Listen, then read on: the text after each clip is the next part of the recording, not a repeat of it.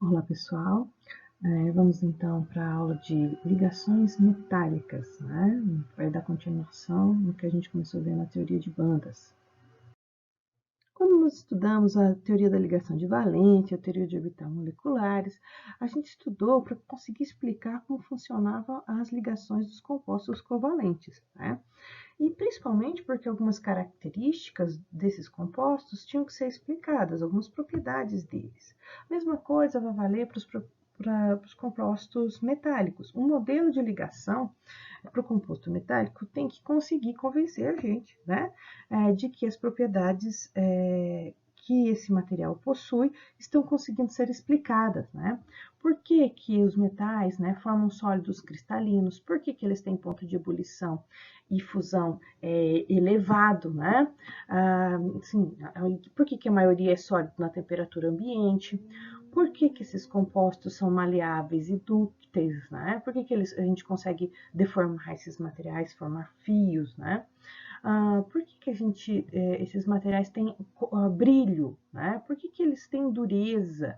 Por que, que a gente consegue compactá-los, né? Por que, que eles têm alta massa específica? Por que eles são opacos?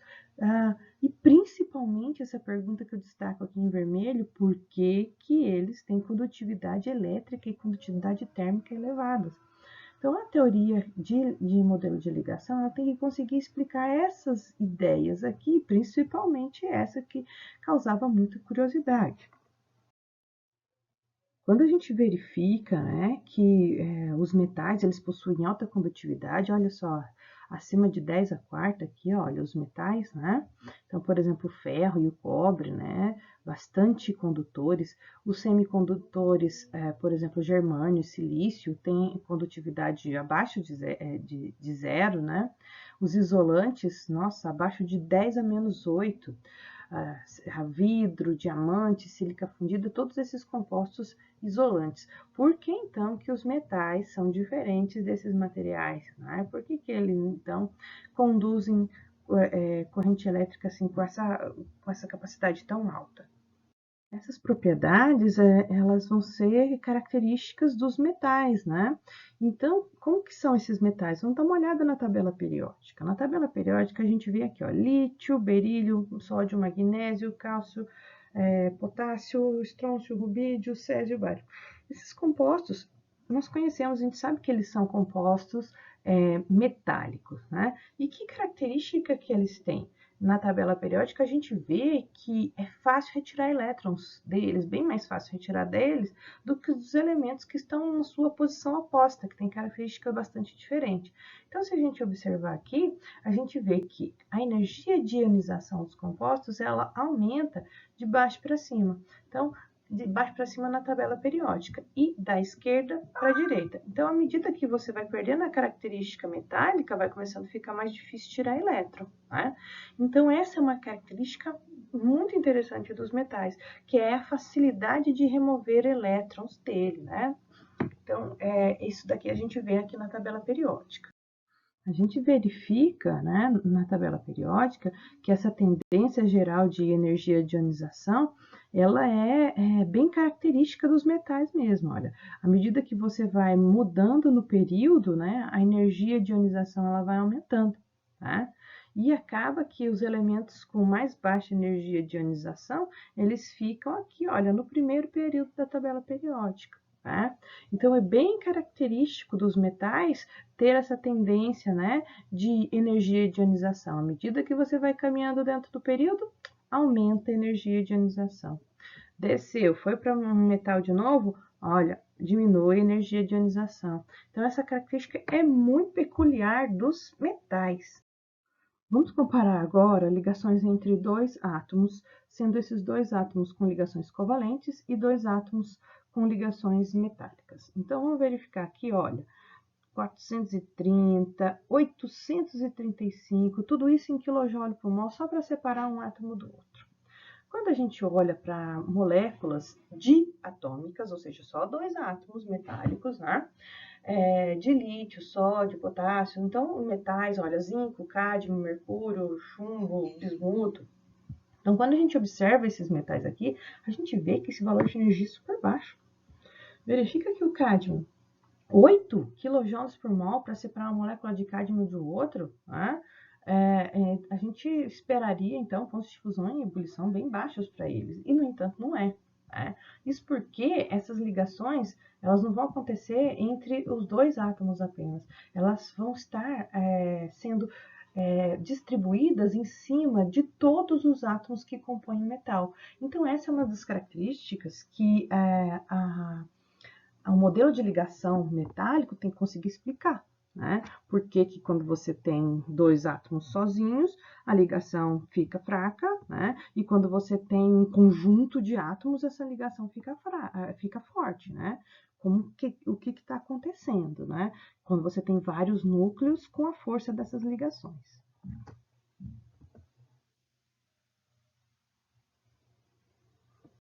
O que a gente vê, então, em termos de modelo de ligação metálica, né, é o que a gente chama de mar de elétrons, né? Então, vejam aqui, você tem vários núcleos de metal, né? Aqui tem os espaços vazios, que está separando, então, um núcleo de um metal do outro núcleo, né? Formando, então, essa cadeia de átomos aqui, né? Então, a gente está fazendo esse empilhamento de átomos aqui, um em cima do outro, e verifiquem que a gente tem bolinhas vermelhas aqui, que elas transitam de lá para cá dentro do átomo. Isso é o que acontece com os metais. Né? Os níveis de energia dos orbitais moleculares, eles estão tão próximos, né, que os elétrons eles transitam por todos os núcleos. Então, um elétron ele não pertence unicamente a um único núcleo, ele pertence a todos os núcleos. Né? Então, todos os elétrons pertencem a todos os núcleos. Isso faz um reforço na ligação. Nós chamamos isso de teoria do mar de elétrons. Né? Essa teoria ela consegue explicar qualitativamente algumas dessas propriedades, né, dos compostos metálicos. Por exemplo, a condutividade elétrica e a condutividade térmica, e mais ainda a capacidade do material se deformar, né? Não vai ter rompimento dessas ligações aqui, porque todos os elétrons pertencem a todos os átomos. Esse modelo para ligação metálica seria o modelo do gás eletrônico, que a gente fala, né? Que ele é baseado, então, na atração entre núcleos e elétrons, mas elétrons de todos os outros átomos. Então, um elétron é atraído, né, por forças de Coulomb por todos os núcleos. Então, elétron é parte negativa, núcleo é parte positiva. Então, a gente teria um mar de cargas positivas, né, atraindo, né, esses elétrons de uma forma aleatória aqui, que a gente chama de movimento browniano, ou seja, os elétrons estariam dançando aqui dentro, se movimentando para lá e para cá, né, como a gente vê nos gases, né? Então, isso faz com que todos os elétrons sejam atraídos por todos os núcleos, e isso tem uma consequência, essa atração eletrostática não direcional, né? A alta energia de ligação. Então, a gente encontra energia de ligação mais alta no composto metálico, né, com todos os seus sólidos, do que em apenas entre dois átomos, porque todos os núcleos atraem todos os elétrons, né, que é muito mais forte do que apenas um núcleo com um núcleo atraindo seus próprios, o elétron do vizinho. Bom, esse modelo ele consegue ajudar a entender, por exemplo, então, por que a entalpia de vaporização de um sólido como sódio é menor do que a de um sólido como o alumínio, né? Então, essa é a entalpia de vaporização, ou seja, a energia que a gente gasta para transformar isso daqui em vapor, né? Porque essa energia ela vai depender do número de elétrons livres do metal. Mais elétrons indica mais força de ligação. Então, se você tem mais elétrons no composto, mais elétrons são atraídos pelos núcleos dos outros elementos, então a gente tem um reforço aí na energia, né, de vaporização desses compostos. A gente vai olhar a tabela periódica e vai olhar cadê os metais, né? Então, nós vamos ter os metais aqui, né, no início, família 1A e 2A. A gente tem aqui todos esses elementos lantanídeos, né, que nós vamos chamar também de metais. Né? Aqui, né, esses metais aqui que tem elétrons D, né, os metais de transição, e aqui, né, uma parte dos elementos também vai ser metálico. Mas o que eles têm em comum? O que os metais fazem em comum? Metais perdem elétrons. Metais têm energia de ionização baixa. E da onde eles perdem os elétrons? Eles perdem elétrons de orbitais S e de orbital P com facilidade. Tá? Então, basicamente é isso daí. Então, olha só o modelo aqui de comportamento metálico. O sódio aqui no cantinho, configuração eletrônica dele, e a última camada, 3s1. Ele vai perder esse elétron com facilidade. Então, metais perdem elétrons S e elétrons de orbitais P com facilidade.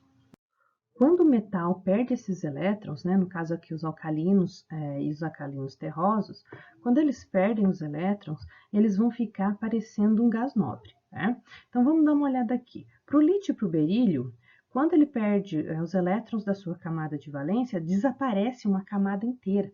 Né? Então desaparece a segunda camada desses elementos aqui. E ele vai ficar parecendo então com o gás nobre mais próximo, que seria o hélio. Né? Rubídio e estrôncio desaparece a camada número 5. Né? Então, eles vão ficar com características de um gás nobre, né, que está no período superior. Tá? Então, vamos dar uma olhada aqui na distribuição do sódio. O sódio ele vai ter, então, 1s2, 2s2, 2p6, 3s1. Esse último elétron é o elétron que fica deslocalizado, né, entre os outros núcleos de sódio. Né? Então, como ele está deslocalizado, ele pode ser retirado com facilidade. Né? Então, a camada mais externa dele agora não se parece mais, né, 3s1. Quando você retira a terceira camada dele, o que fica exposto é uma camada que se parece com um gás nobre, né? Parece com o gás nobre do neônio. Então, 2s2, 2p6, 8 elétrons na última camada, muito característico de gás nobre. Quando a gente olha aqui o sério e o praseodímio, a gente verifica coisa muito semelhante. Né? A última camada é a sexta camada. Né? Então, quando eu retiro a sexta camada, o que fica exposto é a quinta camada, ou seja, 5s2, 5p6, 8 elétrons de última camada. Tá? Quando nós verificamos aqui, ele tem poucos elétrons no orbital F. Por que eu não tiro esses poucos elétrons? Porque esses elétrons estão muito internos em termos de camada. Tem a camada 6, a camada 5, a camada 4. Como é que vai retirar elétron aqui da camada 4 se eu ainda tenho que atravessar a camada 5 e a camada 6? Então, ele perde os elétrons que estão mais para fora, mais externos, tá? Quando a gente olha o galho, a gente vê coisa semelhante. Ele está tirando os elétrons 4s e os elétrons 4p1. Tá? E o que vai ficar exposto, então, é a camada 3.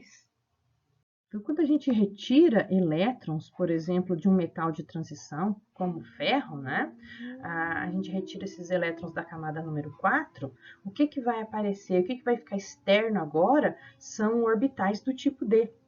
E aí, todas as características, todas as propriedades químicas do metal, ela vai depender dessa camada que tem elétrons D. Então, essa camada vai ditar as características do metal. Tá? Então, por isso que eles vão ter características diferentes, por exemplo, dos metais que não possuem elétrons D. Tá? Então, o que vai ficar exposto quando você retira, né, a quarta camada é essa camada com orbitais D. Ok? Quando a gente vai olhar, então, os metais de transição, né, interna, que a gente fala, né, os metais F, a gente verifica, né, que a camada mais externa que se forma quando saem os dois elétrons S aqui, por exemplo, né, ela fica uma camada completa, né, 5s2, 5p6, né, fica com a camada completa. E os elétrons da camada 4F, eles ficam mais internos, né? Então, as modificações eletrônicas, elas vão acontecer internamente, né? Então, por isso que a gente vai chamar esses metais aqui de metais de transição externa e esses metais aqui de metais de transição interna, porque a camada que não está 100% preenchida, a camada, ela está interna, e por conta dos elétrons F, né, não estarem completamente cheios essa camada aqui, que é a camada 4. Né? Então, você ainda tem a camada 5, e depois você tem a camada 4. Tá? Então, nessa camada 4, a quantidade de elétrons ainda não está completa. Então, por isso que a gente fala que são metais de transição interna. Aí, quando a gente vai lá para o outro lado da tabela periódica, né, para os elementos que já têm elétrons P, o alumínio, o galho, o índio, né, o estanho, o talho, o chumbo, o bismuto, o polônio, esses elementos não vão perder só elétron S, eles vão perder elétrons P também. Então, as características desses elementos são metálicos, sim, mas são eles mais semelhantes entre eles, né? Porque eles estão lá no finalzinho, né? Quase se tornando metais lá.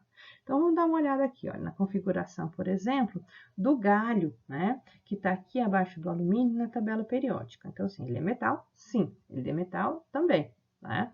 Mas as características dele são um pouco diferentes, porque ele, além de perder os elétrons S, ele ainda vai perder também os elétrons P.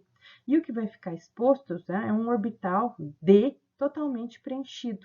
Né? Então, essa camada externa agora, olha, ela é completa, né? Não cabe mais elétron, também fica muito mais difícil retirar elétron daí, né? Porque já está com uma estabilidade grande, né? Então, a gente tem características químicas diferentes, né, eletronicamente, para os metais dentro da tabela periódica. Por isso, os metais têm características bastante variáveis. Uma das características das ligações metálicas é que os compostos metálicos, né, os átomos, eles conseguem se organizar, eles conseguem fazer unidades repetitivas, né, de organização entre esses átomos. Então, a gente fala que ele consegue formar cristais com células unitárias repetitivas, tá? Isso vai acontecer, né, porque a gente está baseando essa ideia de atração na natureza eletrostática. Então, um elemento atrai o outro, então ele consegue se organizar. Apesar das ligações serem não direcionais, né, ele vai originar, então, estruturas com elevada coordenação e simetria. Então, a gente vai dizer que ele vai atrair os átomos de maneira que se organize de uma forma muito simétrica, tá?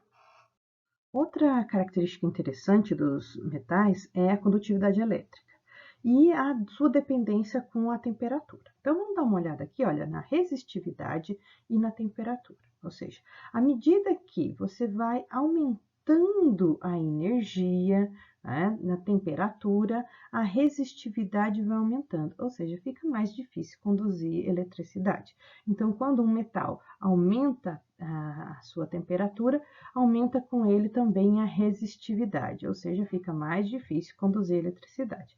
Ao passo que, se a gente estiver falando de um semicondutor e de um isolante, isso acontece ao contrário, né? À medida que você vai aumentando a temperatura, vai diminuindo a resistividade, ou seja, os elétrons vão sendo promovidos, né, da banda de valência para a banda de condução por conta do aumento da temperatura. Então, essa é uma característica diferente, né, dos semicondutores e dos isolantes dos metais. Né? Então, uma teoria de ligação, ela tem que conseguir explicar essas características do metal aqui. Que propriedade legal é essa daqui? A propriedade da condutividade térmica, né? Então, à medida que você aumenta a temperatura, você de um metal, né? Você vai provocar uma vibração dos átomos. E essa vibração dos átomos, parte dela, né? Dessa energia, ela vai ser absorvida pelos elétrons e eles vão adquirir energia cinética. E o que vai acontecer? Vai permitir que os elétrons se movimentem de átomo por átomo. Tá?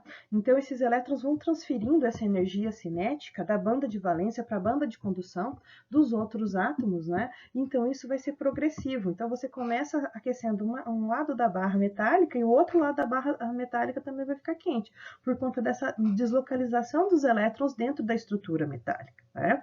E qual que é o resultado dessa vibração dos átomos e dessa transferência de energia cinética? Um transporte de energia cinética para todas as regiões do metal. Tá? Então, você começa aquecendo um lado da chapa, o outro lado também esquenta. Tá? Existem também, né, para outros sólidos que não necessariamente metálicos, essa condução de calor, mas aí ela vai se dar por vibrações chamadas de fônons. Né? Por exemplo, o diamante ele vai ter uma elevada condutividade térmica também, mesmo ele não sendo um composto metálico. Outra propriedade dos metais que é muito interessante é o brilho metálico. E quando a gente está falando, então, de elétrons, né, porque eles é que vão causar o brilho, né, então, nós estamos falando de elétrons livres, que eles têm uma ampla variedade de energias, né, porque eles pertencem a uma banda e não a um único orbital. né? Então, eles vão absorver essa ampla faixa de energia, de frequência de luz, né? E também vão reemitir essa faixa de energia bem ampla, né? Vamos dar um exemplo? A gente tem aqui a pirita, que ela absorve a luz, mas ela emite, né, uma cor amarelada, que lembra o dourado aqui. A galena, coisa mais linda do mundo aqui, ela emite colorações azuis. Então, vai depender do tipo de banda que ela tem para ela poder remitir essas energias com colorações diferentes. Então, o que é o brilho? O brilho é a propriedade do metal resultante da reflexão da luz na superfície do metal. Então, eu tenho um brilho aqui, olha, mas esse material é opaco. E aqui a gente tem brilho, mas é um brilho não metálico, né? Por exemplo, aqui, olha, o diamante, ele também brilha, né? Mas não é um brilho metálico, ele é um brilho transparente, né? Então, você tem a reflexão da luz, mas não no mesmo tipo de frequência que os materiais metálicos possuem. Bom, então os metais são considerados sólidos cristalinos, porque eles se organizam, né, formam unidades de repetição. Por isso a gente fala que eles são compactos, né? Eles são densos porque eles estão bem organizados, né? E eles são opacos, eles não vão ser transparentes à luz. Então a luz vai bater neles e ela vai ser refletida e você não vai conseguir enxergar o outro lado. Eles são deformáveis, a gente consegue fazer chapa, consegue fazer fio, né? A gente consegue fazer uma panela, consegue fazer um garfo, né? Então, eles são deformáveis. Apesar deles serem deformáveis, a energia para ligação deles é alta, tanto que para a gente fundir o metal, a gente precisa de botar calor aí, né? Então, esses materiais, eles se mantêm coesos, ou seja, eles se mantêm unidos, mesmo após a deformação. Então, mesmo que você deforme, a energia de ligação entre eles ainda é alta.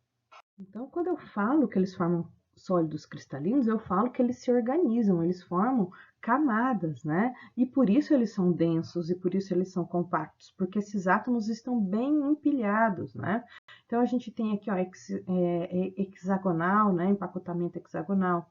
Empacotamento aqui, olha, cúbico de corpo centrado. Empacotamento cúbico de face centrada. Né? Então, nós temos todos esses tipos de organização dos átomos, né? Que a gente vai estudar bastante quando a gente estiver falando a respeito de sólidos, né? Quando a gente estiver estudando sólidos, nós vamos estudar cada uma dessas ideias aqui. Mas só para adiantar para vocês, então, os metais eles conseguem se organizar dessas maneiras aqui. Como a ligação metálica ela não é direcional, então não existem ligações rígidas e não existem ligações com íons com sinais opostos, né? Então, os compostos não são cristais covalentes e nem são iônicos, tá? Isso vai permitir com que haja deformação plástica desses compostos metálicos. Ou seja, eu consigo deslizar um plano metálico em cima de outro plano metálico sem que haja quebra. Aqui a gente tem uma figura do Atkins bem clássica, né? Do comportamento de um composto iônico, tá? Então, se você tem um composto iônico, você tem uma carga negativa e uma carga positiva. Negativo e positivo se repetindo, né? E na linha de baixo, você tem o contrário. Negativo com positivo, positivo com negativo, negativo com positivo e assim por diante. Quando você faz uma pressão, né? Você dá uma martelada aqui, por exemplo, né? Você tenta empurrar os átomos para a parte de baixo. E o que acontece, então? Você direciona, né? Positivo com positivo e negativo com negativo. Essas duas cargas vão se repelir, então esse material vai sofrer o que a gente fala de fratura, ele vai se romper. Então, quando você dá um golpe em um material sólido iônico, ele vai se quebrar. No metal, não, a ligação vai se deformar, porque os átomos vão se espalhar em cima dos outros átomos vizinhos, né? Então, por isso que a gente vai ter o que a gente chama de deformação plástica dos materiais metálicos. Uma olhada aqui, né, nesse comportamento. Então, a gente vai ter aqui, olha, um empilhamento de átomos, né? E a gente vai chamar isso de plano de escorregamento. Então, esses átomos aqui, quando você dá um golpe aqui nessa parte, então esses átomos aqui vão abaixar, tá? E esses átomos aqui vão então ficar movimentados. Se o composto for cristalino, vai haver um rompimento né, um cristal iônico, né, se for um cristal iônico, vai haver um rompimento, né?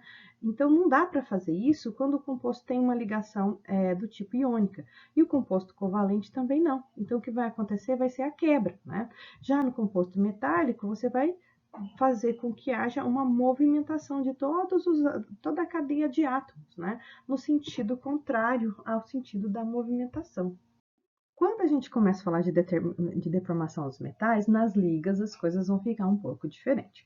Uma liga metálica é um metal que teve, né, uma dopagem de outros metais dentro da sua estrutura. Para quê? Para que ele fique com características diferentes.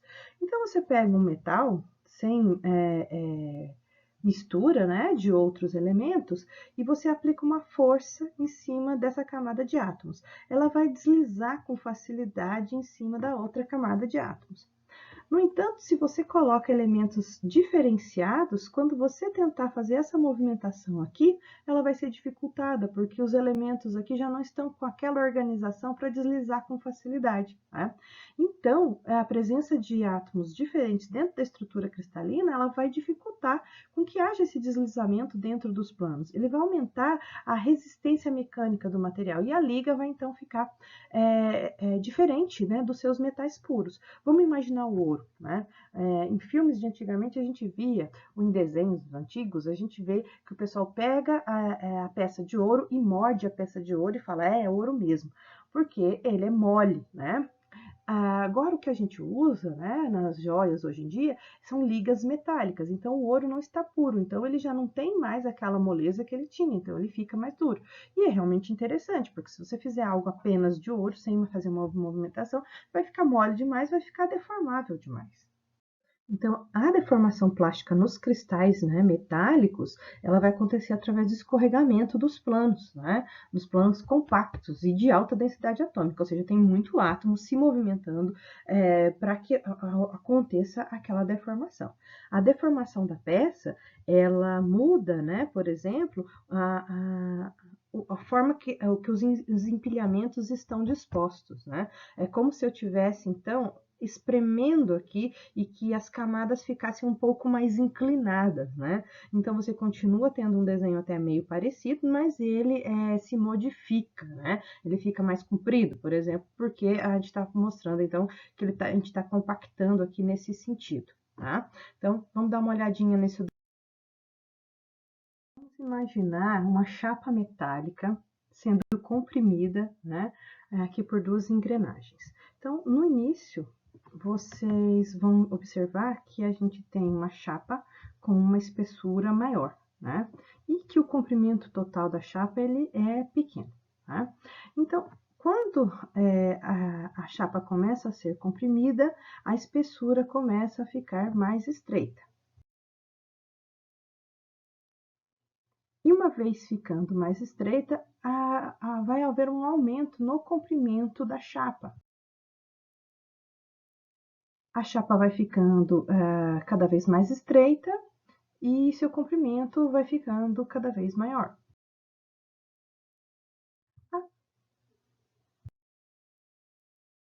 Aqui no fim já pronta, né? E totalmente achatada, né? E o seu comprimento vai ficar bastante superior ao comprimento inicial, antes de começar a compressão dessa chapa. Imaginar agora uma chapa sendo comprimida em duas posições em sentidos opostos. Né? Então, aqui ela sendo comprimida por essas duas bases aqui de cor verde e por essa outra base aqui. Então, o que é que a gente imagina que vai acontecer com esse desenho?